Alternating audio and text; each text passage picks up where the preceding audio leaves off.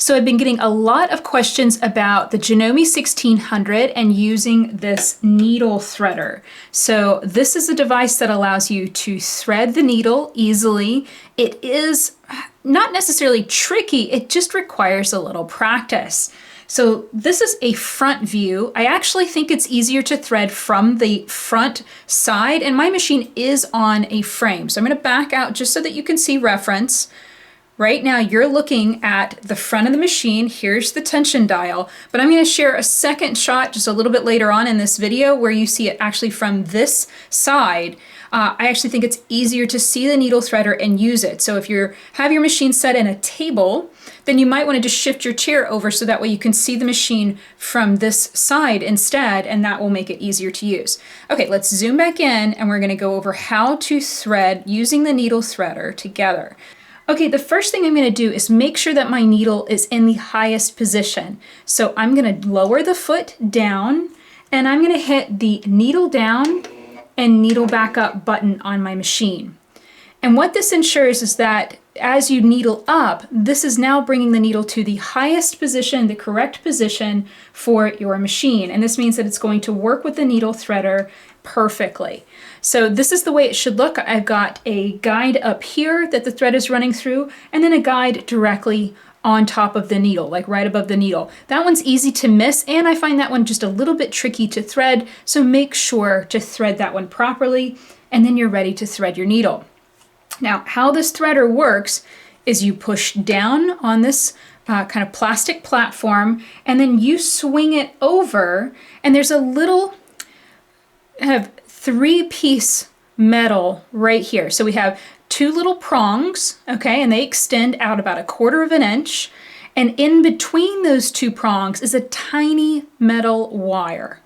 And that metal wire is what slots through your needle hole, through the eye of your needle. These two bits of metal here that you can see that extend, they actually kind of sandwich your needle. Your needle goes on either side of that.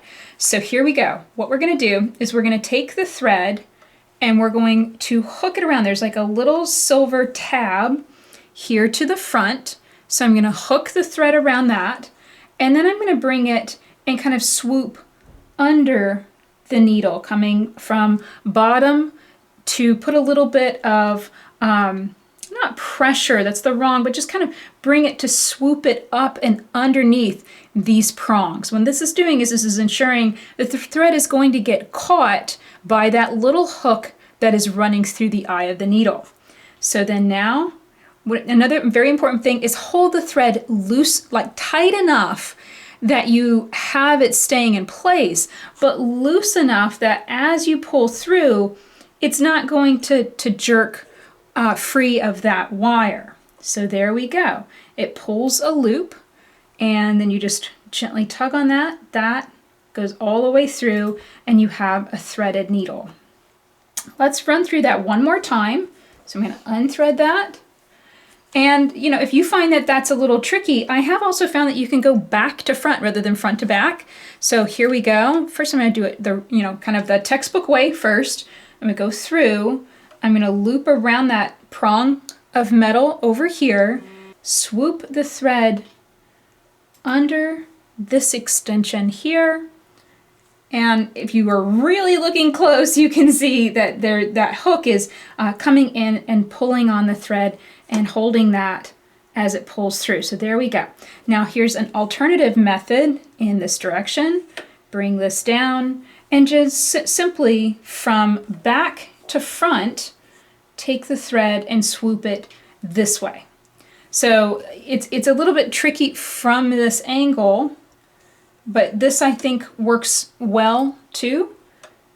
But there you can see, I kind of shredded it a little bit because the hook kind of grabbed and didn't grab as well. So there's a downside to that. So okay, that is two different options. I do think kind of from this angle where I'm setting, front to back is working better, using this little prong here to hook the thread around from the front and then pull it to the back.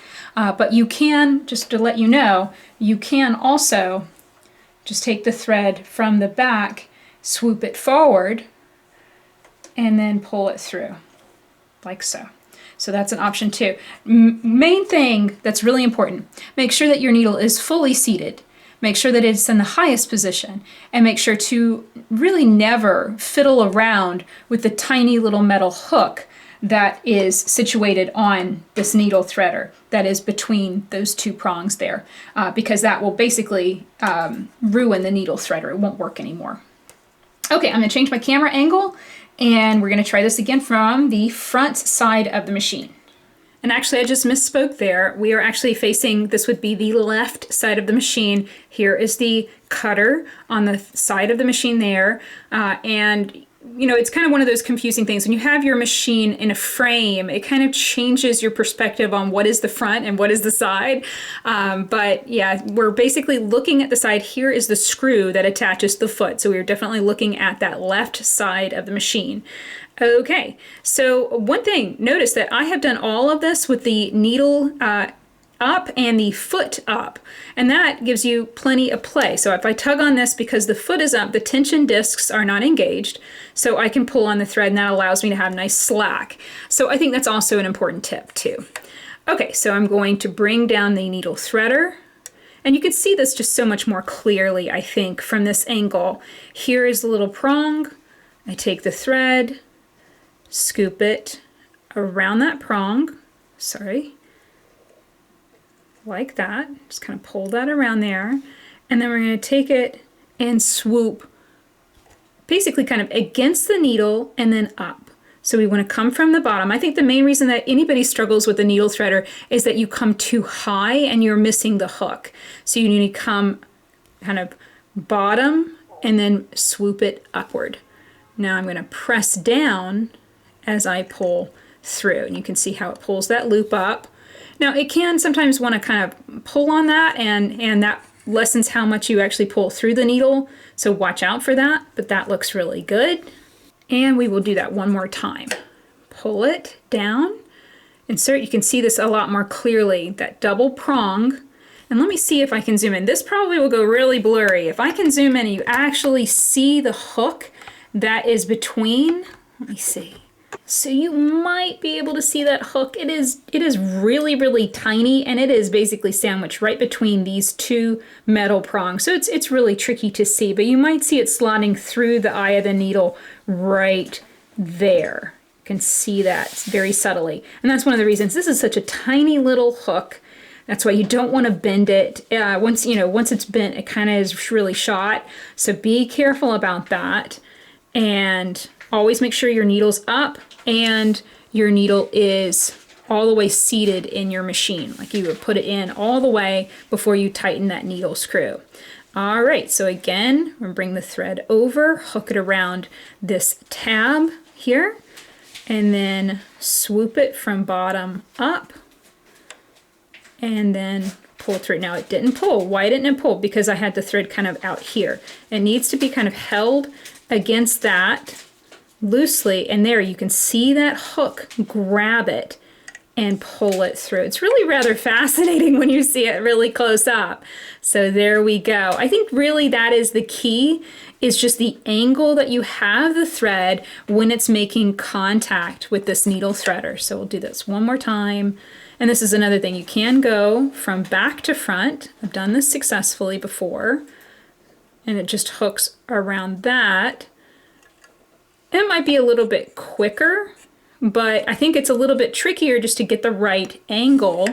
And you can just, insert it and let go of it. That's kind of nice to use two hands, and then you hook around. If you ever have trouble hooking your thread, that's a really good way. Kind of hold it and then loop it with the other fingers. So there we go. And I think that's just really the key. Start at the bottom, kind of hold it against the needle and swoop up. And then as I'm holding this, I'm just letting it slide through my fingers. I'm not gripping this. If I grip this tight, I could break that little hook. So I want the thread to just slide smoothly through my fingers and right up. So there we go. That is how to use the needle threader on the Janome 1600. Learn more about the Janome 1600 at leahday.com/1600. Until next time, let's go quilt.